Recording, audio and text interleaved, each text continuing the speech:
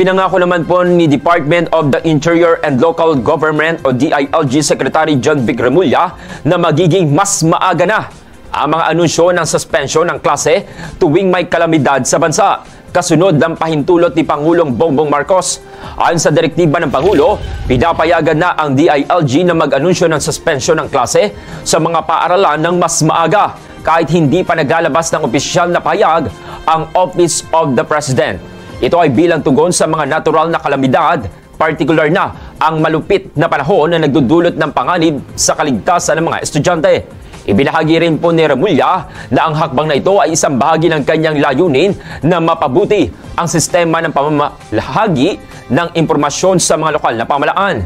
Bukod dito, nais ng kalihim na palawakin ang sistema ng weather forecasting upang mapalakas ang pagbibigay impormasyon ukol sa dami ng ulan na dala ng mga bagyo.